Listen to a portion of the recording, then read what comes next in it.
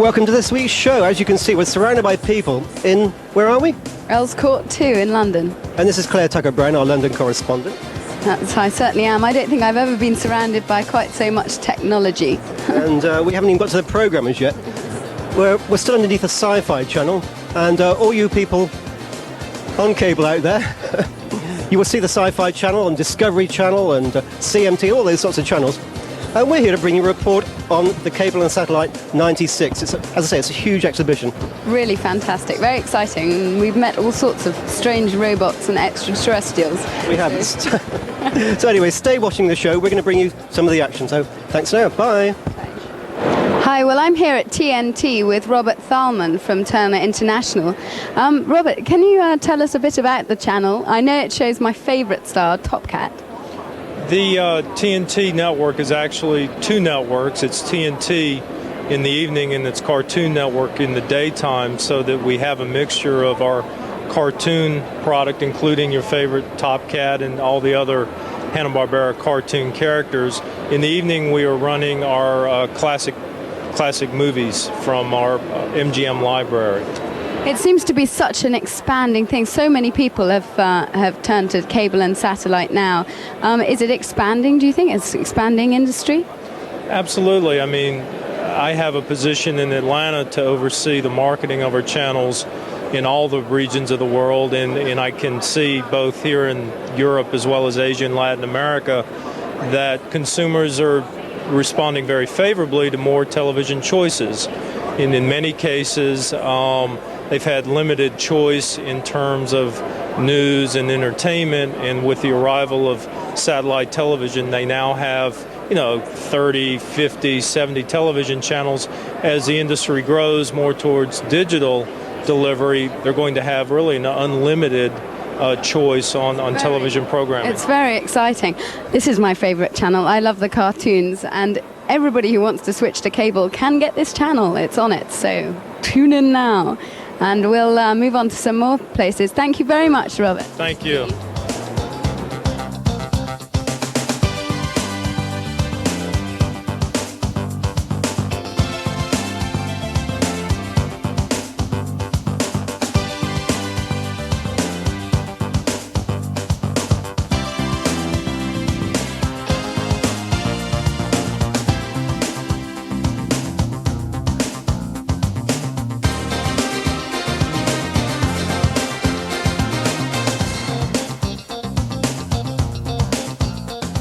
What channel? This is the Cartoon Network. You're fantastic. You're beautiful. Ooh. We've seen you do that. Can't you do anything else? More tricks.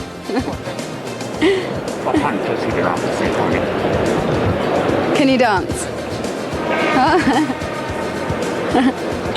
I'm having the time of my life. Hi, lovely to meet you. Lights, action, camera. Can you tell us where you're from? Yes, we're from Cambridge. Cambridge, lovely. And why are you here today? Well, we're here, because it's the place to be, isn't it? I mean, absolutely. Everyone is. Why are you here? Well, I'm here to see why you're here. Well, lucky we came then, isn't it, really?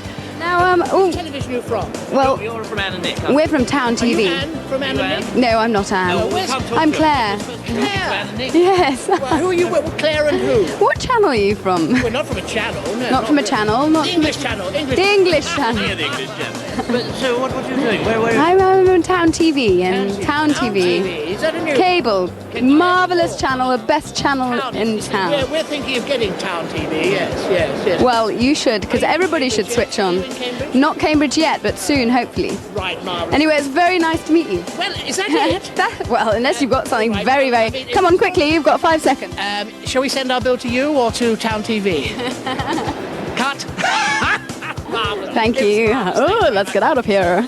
I'm here now with Sarah Holmes of the NBC Super Channel. This is also on cable. Sarah, tell us about... I know you have Selena Scott on your channel. What else can we watch there? We have The Tonight Show with Jay Leno, which he's the leading US comedian, and he's on our channel every night of the week, 7 nights a week. And what does he do? Does he do interviews or...? He has a chat show every night with leading stars. He's had Andre Agassi. We like him. It's a great show, and that's shown twice a night. And then again, as you said, there's the Selena Scott show, which goes out every night as well. Now, she's interviewed some very interesting people. Who's she had on lately? She had Stephen West on, who was the son of the notorious Killers from Gloucester. It's a very good interview. Gore Vidal, Jean-Paul Gaultier. Really, we like him. We like his clothes. So it's on cable, and people can just, if they sign up to cable or satellite, then they can get the channel automatically. Is that right? Absolutely, yes. It's free to air, so you don't have to pay to receive it. You just have to have the equipment. Brilliant. Tune in now. Okay, thanks very much, Sarah. Bye-bye.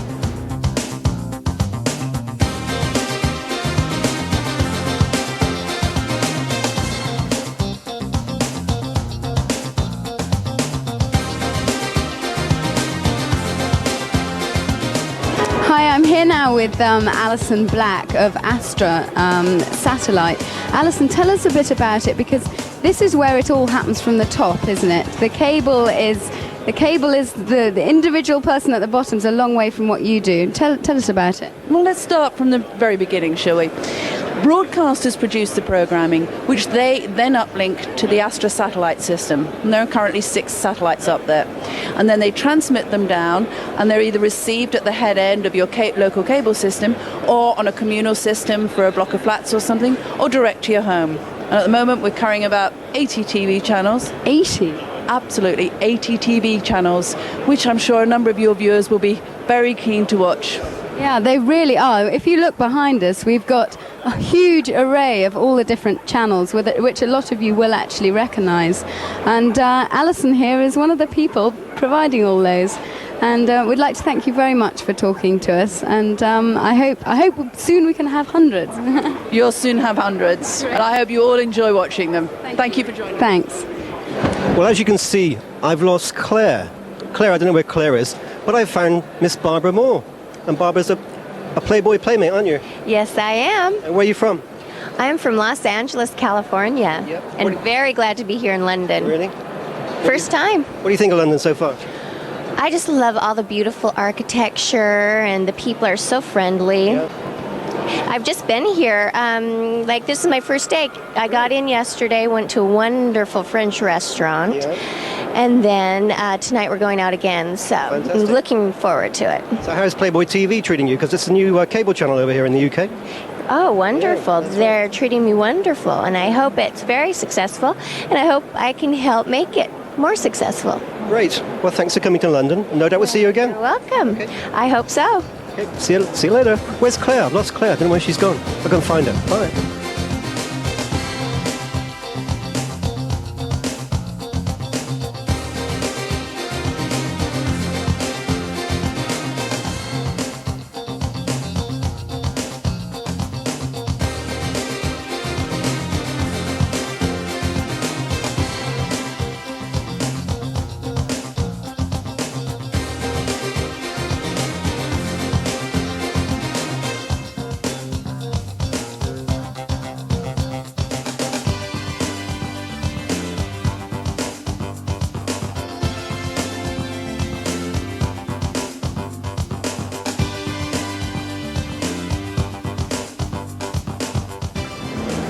Well, that was great fun, wasn't it? What a day we had. Really exciting. I've seen so many different channels. Home time though now. Yeah, I know. I interviewed a playmate. You interviewed all sorts of people from CNN. And Playmate, what was she like? she was outrageous. Didn't want to leave her. Well, I don't know. She was from America somewhere, but I'd rather have an English rose, wouldn't I? Oh yes, like me. I know, like you, Claire. Bless you. Anyway, this goodbye from me, the Hampshire and Wiltshire correspondent, and goodbye from her, the Bye from me, the London correspondent. So we'll see you later. Thanks for watching the show. Bye. Bye, Claire.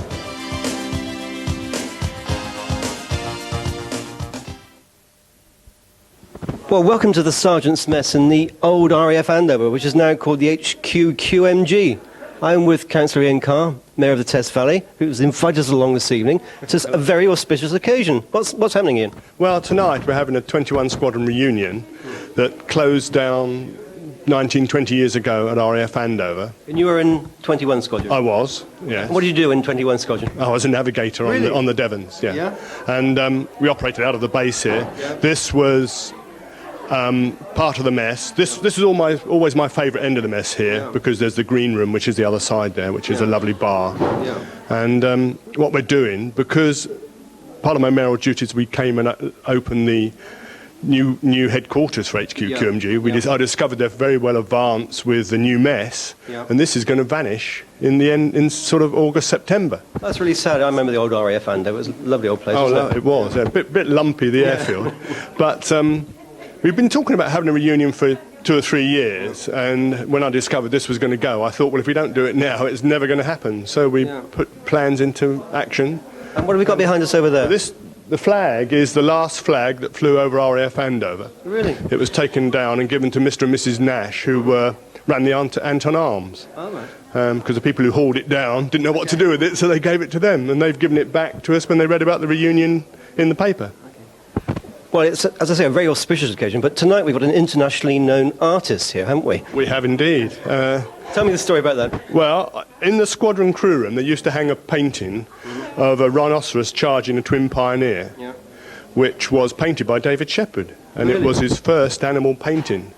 Not that we knew that on the squadron, it just used to hang there as a picture, and it wasn't until we discovered the value of it when we realised that we had something important. So it's a twin Pioneer aircraft and a charging rhinoceros, isn't it? That's right, yes, and I'm not sure who was getting out of the way of who, but that was on the squadron wall, and we've been fortunate for the reunion to be able to get that back to the base and ask David Shepherd to come along to tell us all about it. I don't know what that's worth now. Yeah, so hopefully we'll be an interesting talk after dinner to see what David has to say and how the painting came about. Okay, well, we're going to have a little chat with him right now if we can. You can. If you allow indeed. us. And thanks so much, as I say, for inviting us this evening. Absolutely splendid. Oh, it's nice to have you around again. Come and through and meet David and look at the painting. Will do. Thanks very much. Okay, follow us. Right, I'm very pleased to be here tonight with David Shepherd. David, welcome to the old RAF Andover. It's wonderful. This is bringing back memories. This is, my God, I've never felt so old in my life. You're doing a bit of a talk tonight. Yes, bringing back memories. My fun with the Royal Air Force, because the Royal Air Force have done so much for me. It's a long story which we haven't got time to tell, but this... Maybe tell a bit. What's all this about here? Oh, gosh, well, this is so funny, because, I owe all my success, very seriously, to wildlife. I mean, my career took off when I started painting wildlife, and this is the very, very, very first wildlife painting I ever painted. The RAF invited me out to Kenya as their guest, ostensibly to paint pictures of aeroplanes. You see, when I arrived in Nairobi, the RAF said, no, we don't want bloody aeroplanes, because we fly them all day. Do you do animals? And I said, I haven't even painted a gerbil or a hamster, but I'll have a try. Painted this picture, and it changed my life. From the moment I started painting wildlife, my career took off. Another pun, I'm sorry. Let's look at... There you are. That's your first... Very first wildlife painting. I charged 20 guineas. The old label's still on the back. Yes, guineas. You're too young, you don't know what I'm talking about. What's it worth now then, David? 25 guineas. 25 guineas, yes. No, I mean, you see, those are extinct almost. I mean, it's a very long story which we haven't got time, but when I started painting wildlife, I also became a conservationist. We've got to do something about saving the rhino and the tiger. They're on the brink of extinction. The rhino's finished in most countries. And they've gone in Zambia, when I went. There were 3,500, there are none left. They're almost gone in Kenya. There's only about, I think, 2 twin pioneers that fly in the world now. It's a long time ago. And so this is real memories, my golly. Yeah. So where do you run the David Shepherd Foundation from? I started about 8 years ago because I owe so much to wildlife and the horrors I've seen. I mean, actually it all happened in 1960. 1960 was the catalyst year in my life because, as I've just explained, I started painting wildlife in 1960. I also became a conservationist the same year when I saw 255 zebra lying dead on the ground around a poisoned waterhole. And I thought, God, are we doing this to our fellow creatures? And because wildlife is doing so much for me, I felt I must do something in return. That's 36 years ago, and I've been doing it ever since, and it's a very, very lucky man who can say that through his painting, he can raise my tiny foundation, only 2 of us, my daughter Melanie runs it with another girl, and we've given away about 2.5 million so far to try and save the rhino and the tiger. Are you winning? It's an impossible question. I think with the tiger, and I don't mind saying it in public, I give the tiger in the wild 3 years. 3 years. They're going so fast now. And so on an evening like this, for example, or when a bigger evening, when I'm talking next week to 4,000 people in the Bournemouth Conference Centre, I always take every opportunity I can to try and convey to people just how serious it is. Because it's actually our own survival we're talking about. 3 species a day become extinct. Man doing that. It's not animals doing that, it's us. And we're on a self-destruct course. We're destroying ourselves. Can people send you money? This will be a plug. This will be a plug. Well, I happen outside, you see, to have a... No, I mean, I'd love to have brought a 40-ton Arctic with me with books and prints. But no, I will be touching on it, and I mean, giving leaflets away to anybody who wants it. It's called the David Shepherd Conservation Foundation, based in Godalming. I can't remember the box number. But we'll put the number up on screen right here, so we'll do that. If you can, I'd be jolly grateful, because we're a tiny charity. We buy Land Rovers to stop the poaching and that sort of thing. You know, actual things like that. Well done. It's a privilege to know that 21st Squadron was instrumental in doing all this. Absolutely, and it's going to be an evening of memories for me. I shall probably get drunk as hell, but no, I mustn't say that because I'm driving. But no, it's marvellous fun. David, thanks so much for coming down to Andover. Absolutely splendid. Thank you very much indeed. Thank you. Thank you.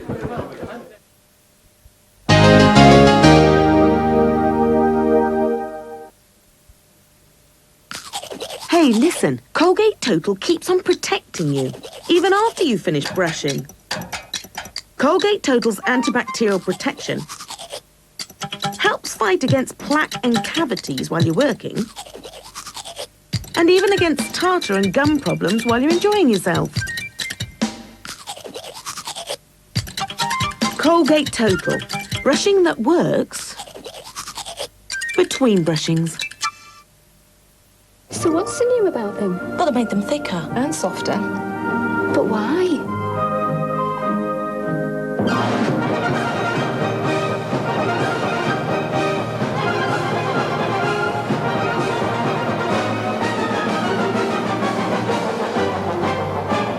I can't think of a reason. Can you?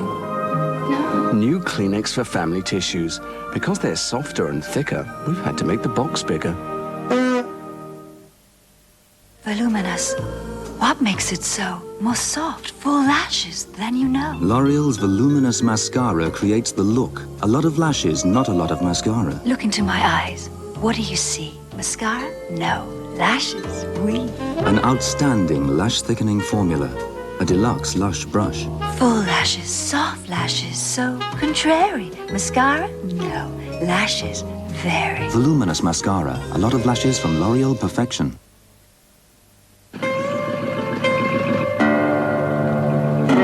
Kellogg's Crunchy Nut Corn Flakes.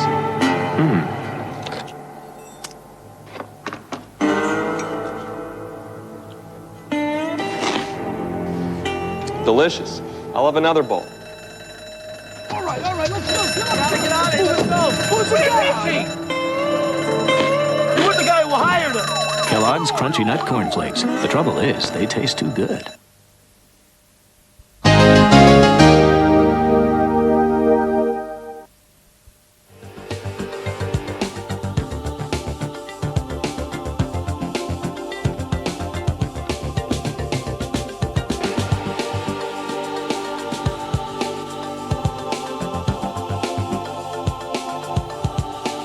You may remember a while ago we went up to the CKJM up in the Portway Industrial Estate. Well, now they've moved to the Mile End Business Centre and they've had their official opening today. We've been invited along for a glass of orange juice. So we're going in to have a talk and see what's different about here. Follow me in. Right, we're inside now with Bev Vale, who's one of the directors. Hello, Bev, how are you? Hi, Tony. This is a wonderful new showroom. How are you finding it? Well, excellent. You can see by the number of people coming in, actually, we're delighted with the response we've had, actually.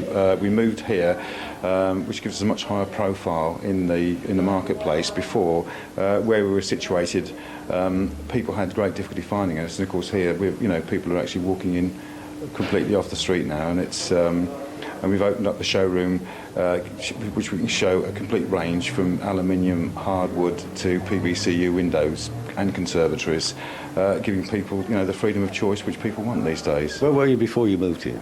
We were on West Portway, the bottom of East Portway, Stirling Park, overlooking the roundabout, which gave us a good view, but unfortunately it didn't give the public a good view of us, and they, have had difficulty, actually locating us. The other thing that sort of prompted the move was last year we won an award at the NEC. I heard about this. What was this for? That was we actually was in throughout the whole of the UK, and it was we got an award for conservatory design at the NEC in March last year. I believe you're up for another award That's this right. year. We are. We've got our fingers crossed. We're amongst the 16 finalists. So just went to see how things pan out this year. But is that throughout the whole of the UK? That's the whole of the UK, yes. And it's had a good result for us because a lot of top quality, top class suppliers have actually approached us for us to market their products, and that's in response to the quality of work that we actually put out, which has given us a benefit in so much that they want to deal with us. We've actually been able to negotiate very competitive rates with them, enabling us to offer really what is now, whether people want PVC, aluminium or hardwood, the state-of-the-art in window manufacture and design from the top manufacturers in the country at the best possible prices, because they actually want to deal with us, which is we're delighted with it. It's great. You don't have to chase them. No, they're actually. I mean, we have now got the pick, and when we're delighted. Obviously, we're a fairly small company, but we've had terrific support from Andover, and now we're spreading our wings right the way down the M3, M4 corridor. We've got installations in South London, North London, nearly all of them through word of mouth. Bev, this just looks like a very high security thing. How does it work? Right, well, basically, I mean, this is you can't get a more secure system than this on a window itself. If I show you briefly how it works, the handle operates 4 mushroom-headed rollers, and on top of that, you've also got chute bolts, top and bottom, and they locate into a lipped striker plate which is securely screwed through the frame into the steel reinforcing here. Yeah. So when your window is shut and locked, you're actually locked in 6 positions. Now, you've also got a vent position, so if I just go inside a moment, you can shut the window and lock it ajar. So the window is ajar, but it's still locked and secure, and you're still locked in 6 positions, whereas some inferior systems, in the vent position as it's known, you've only got two locating points, whereas here we've still got all 6 locating when it's actually in the vent position. The same thing applies with the fan light, so when that's shut and locked, because of the width, you can't get 6 rollers in there, you can only get 4 rollers, you can get 2, but it's still got 4 locking points, even in a window as small as that. That's amazing. And you've got a locum up here, and when it's locked in the vent position here, you've actually still locked in 4 positions. And then you just open up the window in the normal way. Oh. But again, with fan lights, the beauty of them is, the more you open the window, the smaller the hole becomes, which defeats the intruder. Very clever. So you can still, go to sleep with peace of mind, knowing that, no one can actually climb through your fan light at night. Well, it'll be very, very small. Okay then, Tony. Right. Bev, how many people work here? We've got a total workforce of 25, and it's split. Roughly half of those are our installation teams, and the remaining half, including my fellow directors John Creasy and Mick Burrell, are sales and our office staff. Do you employ commission salespeople? No, I think that's part of our strength, actually. We don't. There's myself and John Creasy and a very able assistant, Mark Pearce, who actually go out and see people. So hopefully, people actually are put at their ease. They're not under any pressure. They haven't got a sign on the line that night. They can come along and wander around at their leisure and actually, look at what they're buying, whether it's a window, a conservatory or a door, with in total freedom, without the pressures of someone leaning over. Do you find you get most of your business through word of mouth? Yes, I think a good 70% of the work that comes in actually is through recommendation, without a doubt. And we're in our 14th year now, and everybody knows that the past few years have been difficult for everybody. And if it wasn't for the strength that we've built up in our name and reputation, That's why we're still here and growing and doing very well. Because a lot of firms like yours have fallen by the wayside. Yes, they have. I mean, in the past 4 years in Andover, I mean, I won't go into any names, but there are at least 6 companies that have actually gone into liquidation. Because it was a tough time, wasn't it? It is, yes, but where we are actually, growing. Well, it's a great recommendation for you. Yes, it is, without a doubt. I mean, a lot of the people here today actually are either old customers or they're people who we've got to the stage now where we've got people coming in because we did their mum and dad, or aunts and uncles, which is quite nice actually to actually start going down the line in families. And they're coming here because they know they're going to get treated properly, they're going to get a good quality product at a very competitive price. So this showroom is going to be open all the time now? Yeah, we're going to be open 6 days a week, and we open till 6 o'clock every night. And if someone wants to come after that, well, we're happy to stay behind and accommodate. Some people working shifts, people have all sorts of hours. If someone wants to turn up here at 7 o'clock, they're welcome to come. What I like about the showroom on the inside is how you've put all the different types of glass all along one wall. You don't have to just pick it out from a magazine. Well, that's right. I mean, one of the most difficult things is to choose their glass by looking at a picture of a piece of glass. Yeah, indeed. Yeah. Because but here we've actually got every piece of glass that people can produce actually put into a frame, so people can actually stand back and decide whether they like it or not. Yes, and they know what it's going to know exactly what it's going to look like. Yeah. Can we have your telephone number here? Yes, it's 01264 359 355. Thanks, Bev. Right, lovely. Thanks, Tony.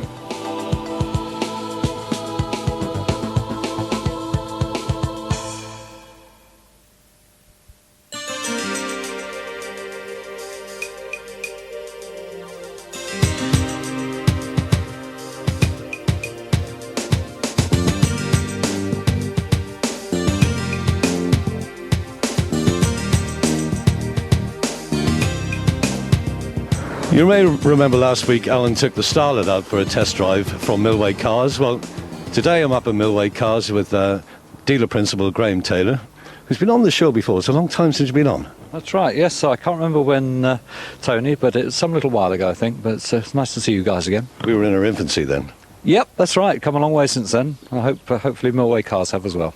How's business? Is it good? It's been pretty good generally. It's still very, very hard work, and I don't suppose that's going to surprise anybody who's in retailing. I think the country's still got quite a way to go before people feel good again about things, but it's not too bad. Graham, this other car here behind us, it's a lovely looking car. It's got great lines, isn't it? What is this called? Well, this one is the Toyota Paseo. Brand new to the UK. It's not brand new to the international scene because, as you probably know, Tony, Toyota actually are a massive company. They're about the third largest manufacturer of cars in the world, and the Paseo has been seen in the States before it got here. Very pretty car. It really is not going to be sold by us as a sports car. It's very much, mention a competitor, Tigra, something of that sort. It's very much a fashion car, a style car, but immensely practical as well. It's got 4 genuine seats in the car, a proper boot. It'll sell very well, I'm sure, particularly I suspect to the ladies, someone who's actually looking for something that's very fashionable but at the same time functional. The starting price of £12,500, it's very, very competitive as well, so we're quite excited about it. Toyota seem to bring out a lot more cars, new cars, than any other company. Is this true? Yeah, that's true. Well, the big thing about Toyota, I think, as opposed to any other manufacturer, they're very much an engineering company, so they spend massive amounts of money. We are talking about £2 billion a year on research and development. Now, the result of that, they brought this car here, the Starlet, which is a brand new car. They brought that through from conception to production in under 2 years, which is a record even for Toyota.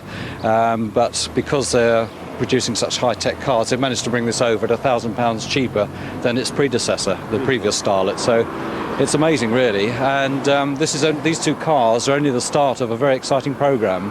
Is the Corolla still going then? Corolla's still going, that's right, yes. That's been very, very successful. It's probably the best-selling car in the world, isn't it? It is indeed, yes. Internationally, it outsells anything. It's been very successful over here as well, but it doesn't stop with these two cars, the Corolla or the Carina, which has also made a tremendous impact on the business market here. We get several new cars this year. I can't even tell you what they are because I don't even know myself. There's another surprise. You wake up one day, it's a new car. And then there's a whole batch more coming next year. So it's great actually. We love it. It's very exciting. It's nice for our customers because there's always something new coming through to look forward to, and it's tremendous. It'd be great for us as well because we have a lot of new test drives to do. This is true, but I know you look after our cars extremely well, Tony, so I'm always delighted to loan cars for evaluation and so on, but I think you've probably confirmed my comments. I mean, they're just lovely cars to drive and extremely reliable. So that's you great. don't only sell new cars here, you do... No, we do a lot of used cars here as well. We don't just confine ourselves to Toyota. Anything that's interesting, represents exceptional value for money or whatever, we'll sell it. And I think results have proven that people respond to that. It's been pretty good. Now, when I came in here, I was accosted by a dog, Spencer. I haven't seen him for a while. Yep, now, there's right. a story here, isn't there? Well, there is really, yes. What started off as a little bit of an in-joke has rather escalated a bit. Spencer now writes his own column in our magazines and when we put things in the local paper, in the Advertiser, and he spells appallingly badly. And as a result of that, we've had a few bits of correspondence from other people and from other dogs, which happens actually quite regularly now. And but he gets fan mail. He gets fan mail, yes. In his columns, I know for a fact that furthest afield he's actually known about in Canada now, which is slightly worrying because that actually filters through to Toyota in Canada and therefore might get back to Toyota in this country, and they might be a little bit shall we say concerned that perhaps one of their dealers have lost their marbles doing these things. But the latest news on Spencer actually is he's been put up for Office Dog of the Year by the Dogs Today magazine, so we're keenly awaiting results of that and hope that at least he will get some sort of placement in that. Well, we wish him a long luck. Thank you very much indeed. That's nice, but it's good fun for the garage. Yeah. It is great. Graham, thanks for talking to us today. It's nice to see you both. Can we pop up every now and then and check out the new stuff? Love to see you. Thanks a lot, Graham. Okay. Thank you.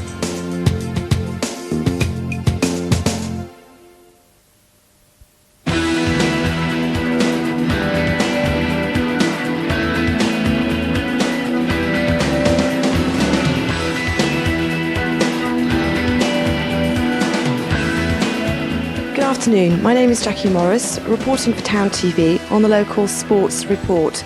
This afternoon I'm at Andover Athletics Club at the Charlton Centre, talking to Lynn Gibson, a 27-year-old sports development officer who works for Test Valley Borough Council and a hopeful for this year's Atlanta Olympics. Good afternoon, Lynn, how are you? Hello, Jackie. How is your preparation and training going towards your quest to compete at this year's Olympics in Atlanta? It's going very well at the moment. I've had a really good winter working on my endurance. Rather than doing the indoor this year, I've done a lot of road races and cross country, and everything's going to plan at the moment. So I'm quite confident, but I've still got 6 weeks and I've 2 weeks before the first track session, so anything could go wrong. Right. Could you actually explain to us how you qualify for the Olympics? Because most of us actually think you're going, and that's not quite the case, is it? No, it's not at all. The trials are the middle of June, and that's when most of the team's selected, and you've got to be in the first two there to be guaranteed a place. But as well as that, you've also got to have run the qualifying times for the Olympics, and for the 1500, it's 4:10 dead, which is very, very hard time. So even if you come in the first two at the trials, if you haven't got the time, you won't go. Right. Can you just tell us a little bit about your actual training schedule? Because most of us probably think you run all the time. Can you explain to us perhaps a little bit more about how often you train and what you actually do? I do a lot of obviously running, but also it entails quite a lot of strength work. I do weights down at the Andover Leisure Centre, and I do a lot of mobility stretching, and I've also to relax and try and revitalise myself, I started doing Chinese remedies, qigong, which my boss has introduced me to.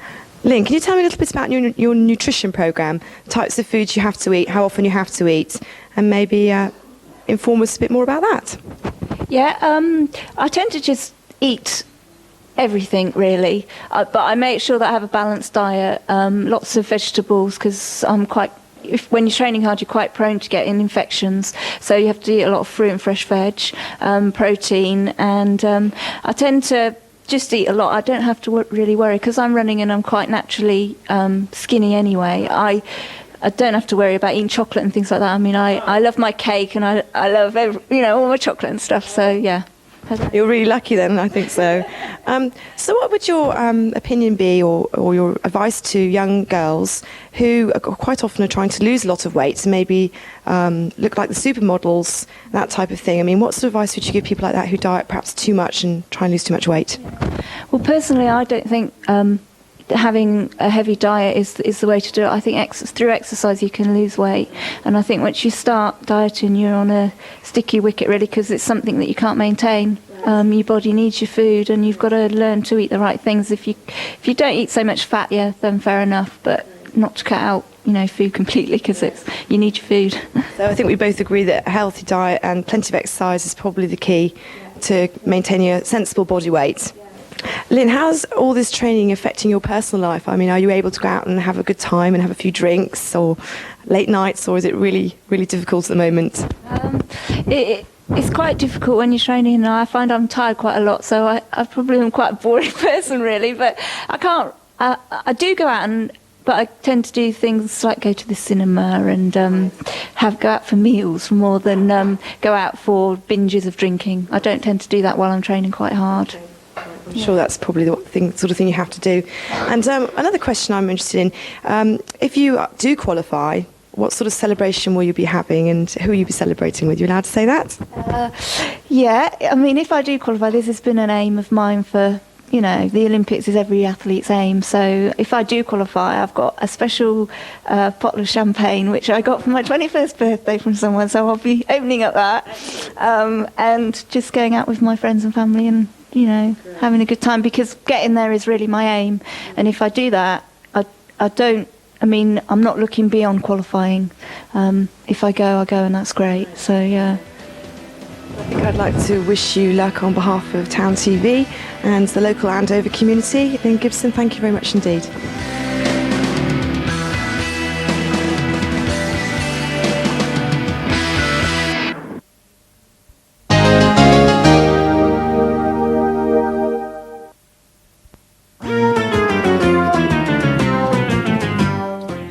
Jungle Jangle, the wildest indoor adventure land, invites all young explorers under the age of 11 to enjoy the challenges of the Amazon Trail. Specially designed, the Jungle Playground means that even the youngest can explore in a safe and secure environment. We're open 7 days a week from 9:30 to 5:30. Jungle Jungle, Westway, Woolworth Industrial Estate, Andover. For more information, call us now on 01 264 33 6360. Going shopping? Parking in the Old George Mall is an absolute doddle these days. The choice of shops and stores is simply marvellous, with BHS, Marks & Spencer, River Island, Dorothy Perkins, WH Smith, Next, Dixon's, R Price, Mothercare, Boots, Monsoon, Hamels, Jacques Vert and many more. Spring stocks and fashions are arriving daily, so visit the new look Old George Mall shopping centre and discover why shopping in Salisbury has never been more enjoyable. The Christchurch Ski and Leisure Centre. If you're an experienced skier and like to keep in trim, or have never skied before and want quality tuition, the Ski and Leisure Centre is the place to go. The ski shop stocks all the latest fashions and a workshop to keep your skis in tip-top condition. From children's parties to company bookings, phone the Christchurch Ski and Leisure Centre on 01202 499 155 or fax 01202 483 564.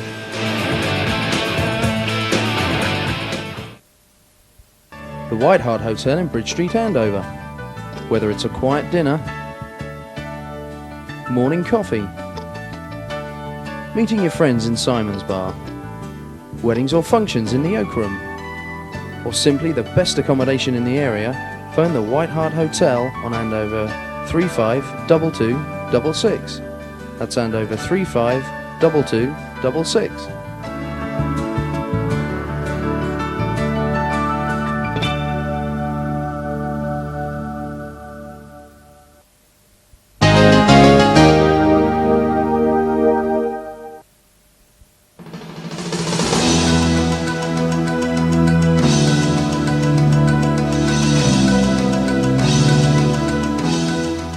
Hello, I'm Ben Wilson with a roundup of the news from your local newspaper, the Andover Advertiser. An Andover man charged with a crime he says he did not commit is awaiting trial in a Greek jail where he says beatings and riots are commonplace. Michael Hickman, a 40-year-old unemployed window cleaner, was charged with using stolen credit cards while on holiday in Corfu in October. In a letter to the Andover Advertiser, he said, "The conditions are unbearable. We have to endure weekly beatings from the guards."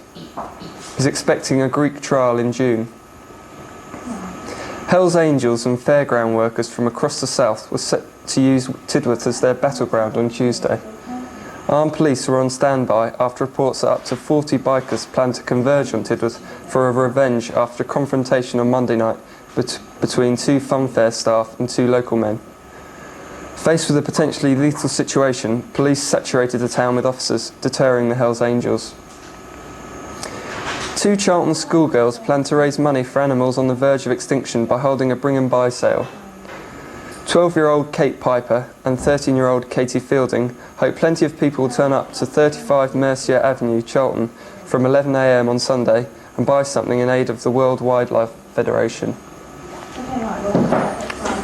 Faberstown computer consultant Simon Jackson faces charges of distributing indecent photographs of children on the internet.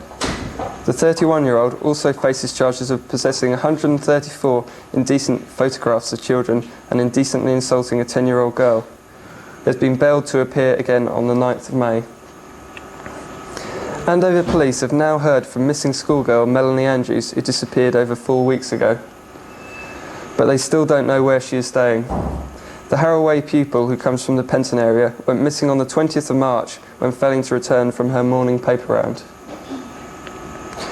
The popular annual Andover show, presented by the Andover Lions, promises to be even bigger and better this year. Exciting acts including new Surrey Raiders American show and the Solent Eagles display team have already been booked. And finally, a big cat has been spotted on the loose near Longstock by an Andover man. Mark Pearce from Strathfield Road was walking his dogs on Easter Sunday when he was startled to see a dark beast with a puma head. "What I noticed was that he moved a great distance in only a few steps," said Mark. The animal then disappeared from sight while he checked on his dogs. This has been a roundup of the news from Ben Wilson. All these stories and more will appear in this week's Andover Advertiser.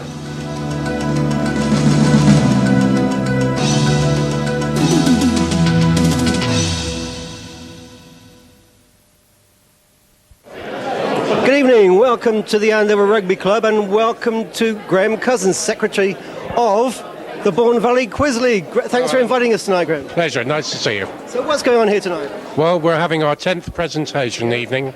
We've been going 10 years and we're absolutely thrilled with the way things have gone. Big turnout tonight. Well, so far so good. We're expecting a few more as well. You've got a quiz going on? There is a quiz. This is the final of our knockout competition, which we always have on presentation night. It's very competitive, and everybody's really here answering questions on the side, and hoping they get more points than the teams do. You've got wonderful amount of trophies over there. That's right. Yeah. Almost looks too many, but how many are you giving away there? Very quickly, there are 6 cups, 3 shields, and quite a lot of individual trophies. 6 players to a team, so that's 18. A lot is a lot. Okay. I know you've been very, very successful. I see your results every week in the Andover Advertiser. That's right. We're very grateful to them. Okay. Hopefully next year we'll put them on town TV as well. We will. Well, hopefully, and you'll give us a list of the winners because we can't stay all night. We've got to rush on. So, and we'll put a few names up on screen for you. Yeah, I'll let you have it over the weekend. Sorry. So we're just going to film all your cups now. Please do. All right. Thanks for inviting us tonight. Thank you. Bye. Bye. Step this way and look at these cups. Hiya. There's a quiz master. Quick shot. How are you? Where do you live? I live in Charlton. What's your name? Cliff. Cliff? Yeah. Cliff, look into that lens and say hello to all your friends in Charlton. Hello, all my friends in Charlton. You can get on with the quiz. Especially the Royal Oak. Especially the Royal Oak. You can get on with the quiz now. Okay. There we are, Jason. Look at all those wonderful trophies. Are you soon to be president? It's good night from the Andover Rugby Club.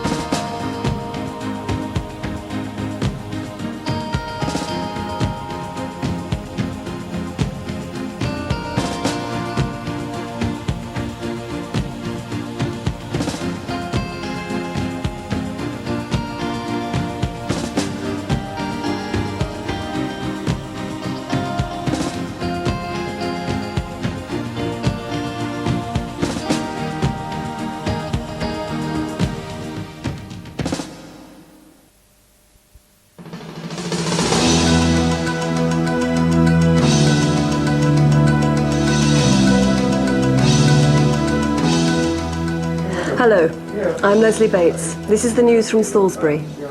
Salisbury District Hospital is facing another year of cutbacks as health bosses struggle with a £1.1 million shortfall. A staff briefing document leaked to the Journal this week points to 12 months of longer waiting lists, temporary bed closures and management costs slashed by £300,000 to combat the crisis. Chief Executive Chris Mould said there is a gap between the money available from the Wiltshire Health Authority and the money needed to run Salisbury Healthcare.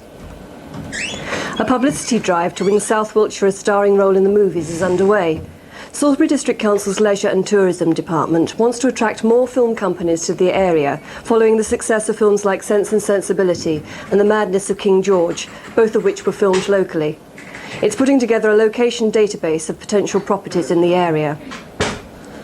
2 Salisbury women pensioners were robbed of hundreds of pounds by callous hoaxers. One 90-year-old had £575 stolen last week after letting a Boca's water board official into her home in Gilbert Way. While they talked, a second man is thought to have taken the cash from her living room. 2 days later, £400 was stolen from a 78-year-old woman after a man called at her flat in Dorchester House in the Friary Estate. Salisbury Cathedral's longest-serving clerk of the works this century is to retire in June. Roy Spring came to the job in 1968. It was his detailed inspection of the cathedral in 1976 that led to the Spire Appeal, which raised £6.5 million, and he has written several books on the cathedral. A 4-mile exclusion zone is planned around Stonehenge over the summer solstice. The 4-day ban will come into force at midnight on June the 19th if it gets Home Office approval. Attempts are also underway to bring down the cost of annual police operations at Stonehenge. Policing the stones has cost £3.2 million in the last decade. Wilton Carpet Factory is poised to unveil plans for a multi-million-pound redevelopment of part of its historic site. Managing Director Peter LeCount says he hopes to sign contracts in the near future, which will bring other quality retailers to the site. As well as shops and existing museum and factory tours, a restaurant and small office units are planned. Mr. LeCount was speaking at the cake-cutting ceremony last week to celebrate 1 year at the rejuvenated Wilton Carpet Factory. The ruling Liberal Democrat group on Salisbury District Council had its majority cut to 2 when Downton councillor Rod Westbury resigned the party whip. Mr. Westbury resigned in a disagreement over the council staff pension fund and policy on officials' early retirement. His decision leaves the Liberal Democrats with just 30 seats. Dinton Business Park opened on the former site of RAF Chilmark on Monday, boosting job prospects in South Wiltshire. The project aims to replace 200 of the 250 jobs lost when RAF Chilmark closed. The park, which cost £600,000 and has taken less than a year to complete, is a partnership between Salisbury District Council, Wiltshire County Council and the Rural Development Commission. Salisbury Festival Director Helen Marriage wants the festival to buy a site of its own, using money from the National Lottery. The idea comes just a month after plans for an open-air rock concert at Salisbury Racecourse bit the dust. Police opposition to the application for a public licence killed off the project. Miss Marriage insists objections could be overcome if the festival had a site of its own. Sport. And Salisbury City could secure their place in the Beezer Holmes League Premier Division with a victory over Ilkeston Town on Saturday. The Whites still need 2 points from their last 4 games to be certain of staying up. On Wednesday night, Salisbury takes on league leaders Rushden and Diamonds. Victory could be all-important to both sides, with Salisbury aiming to shatter Rushden's promotion dream. Saturday's kick-offs at 3 o'clock and Wednesdays at 7:45pm. And Salisbury player Ian Chalk has just reached another milestone in his distinguished career at Victoria Park. The diminutive striker made his 400th appearance for the Whites against Baldock in the semi-final of the Dr. Martins Cup last Wednesday. He was presented with an engraved glass tankard before the match by manager Jeff Butler. And finally, Roundheads and Cavaliers gathered at Old Sarum on Friday as Salisbury District unveiled plans for the city's St George's Spring Festival. As many as 1,500 soldiers, all members of the Sealed Knot Society, will be taking part in a Civil War battle spectacular at Old Sarum over next weekend. I'm Leslie Bates. Thanks for watching the Salisbury Journal News Review.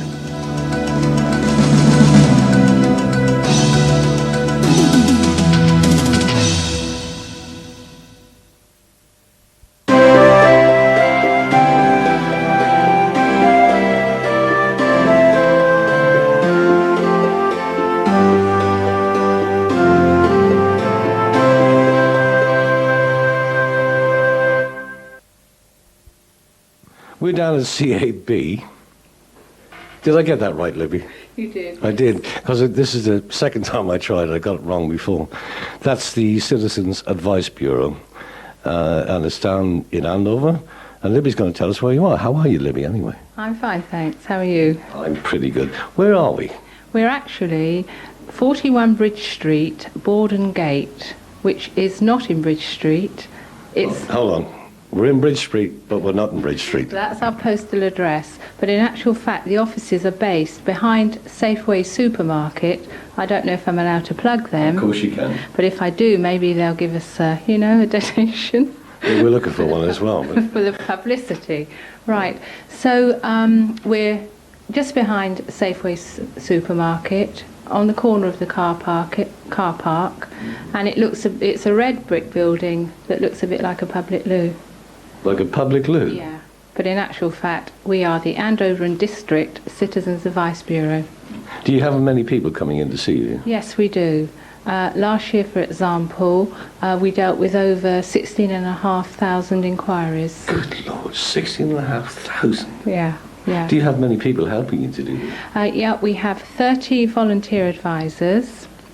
They work 2 shifts a week to a maximum of 8 hours. So their total amount that they give to the Bureau is 8 hours. So a shift lasts, the morning shift is, they're expected to arrive at 10:15 and they finish work about 1:30, and the afternoon shift is from, say, 1:45 until about 4:30.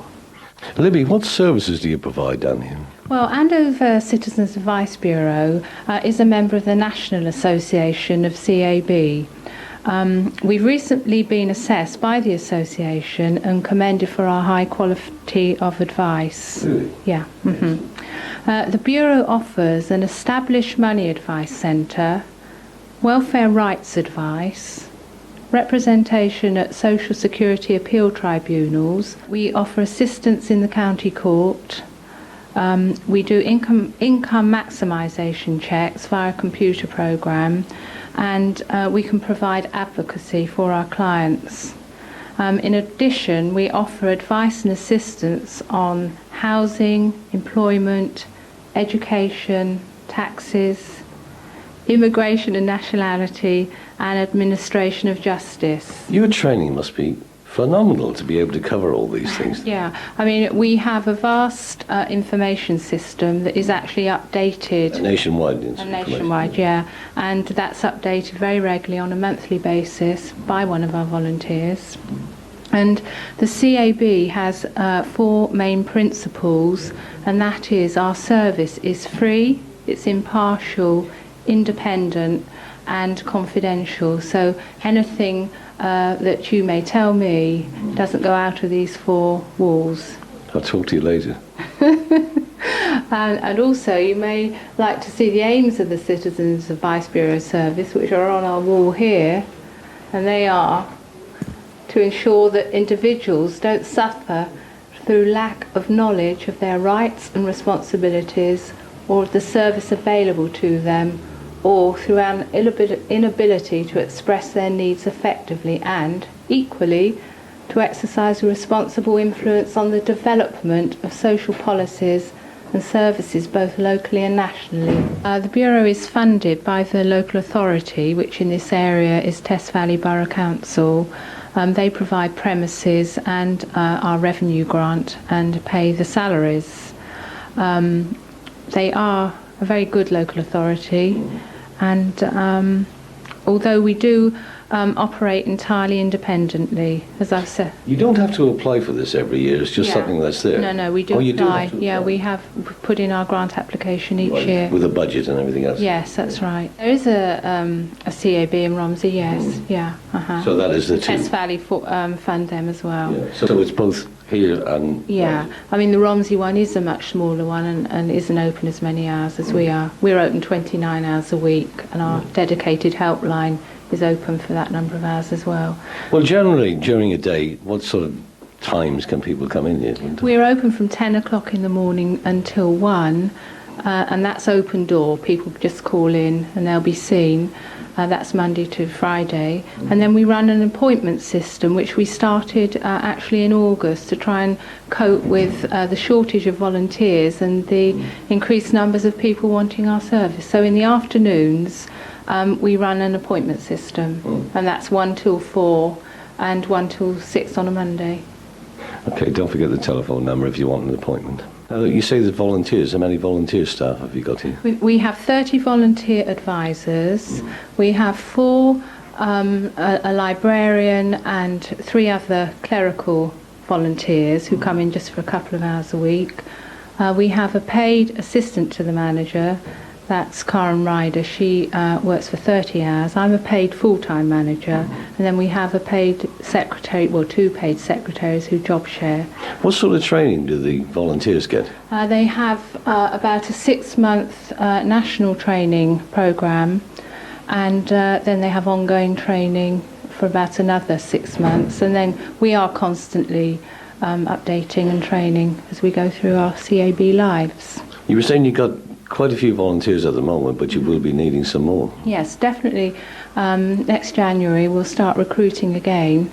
So if anybody is interested in becoming a volunteer, we'd like to hear from them. And your telephone number is? Well, our office telephone number for the volunteers is 01264 332 651. If anybody has a problem and they want advice, they should ring on our helpline. Right, yeah. And that is... Go on. Have you got your pens handy? We've got all the pens. It's 01264 36 5534. Libby, thanks very much for talking to us today. And maybe we can come back and have another chat with you soon? Yeah, sure, yes. You keep us updated on what's happening. Yes, I will. Thanks, Libby. What's happened to the weather, Tony? Oh, it's changing every day, isn't it? Look at it. Grey skies. Normally it's sunny.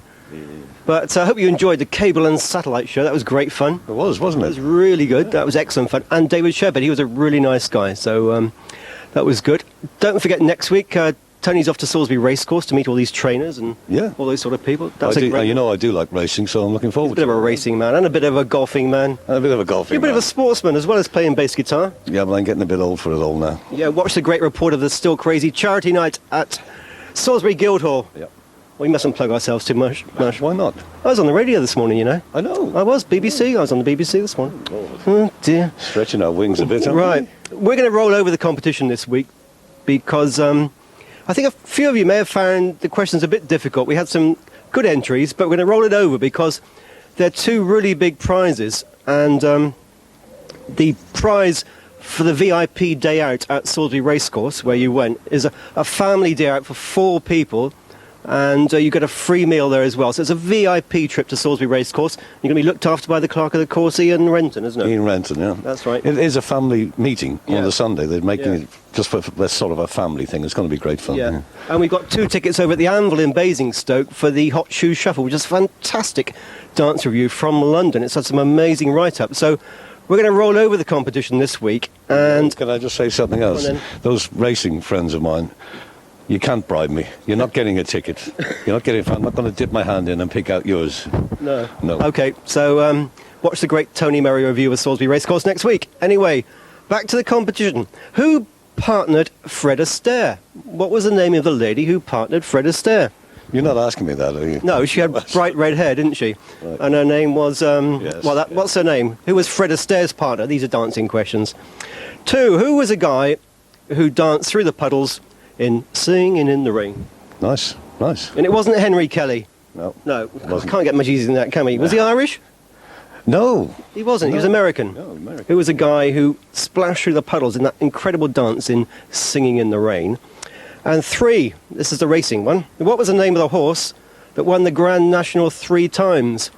And it's got, 2 words in the name, and the second word is a spirit. Yeah. And if you can't get those 3... It's not Ghost. No, it's not Ghost. If you can't get those 3 viewers, well, you shouldn't be watching Town TV. So ring us on Andover 390. 390. Or Salisbury 555. 222. Or send us a fax on Andover 390. 391. Or write to us at PO Box 555 Andover with the answers to those 3 questions. And you could win the wonderful VIP day for 4 people at Salisbury Racecourse. Sometime in May, wasn't it? 5th of May. 5th of May. We're going to be there with cameras and the 2 tickets at the Anvil in Basingstoke for Hot Shoe Shuffle. So we're off now. We're off to play a bit of rock and roll, aren't we? Let's go and do it. We're going to do that. So, better change out of this stuff, as well. yeah, we'll see you later. Thanks for watching the show, and see you next week. Bye for now. Hello, welcome to Cable and Satellite 96. My name's Jim the robot from the Sci-Fi Channel. Oh, lovely. Don't forget to enter the Sci-Fi Channel competition, and you never know, there could be a winner. So why not come and see us? From stand 661. And don't forget today, at 2 p.m, we have John Pertwee from Doctor Who. Oh, lovely jubbly. Mind your backs, robot coming through. Mind your feet. Hello, young lady. Oh, you're very nice. Don't forget to enter our competition, and you never know, you could be a winner. That's right. Take the chance, you never know. Take the chance to make your eyes pop out, you naughty boy Andrew.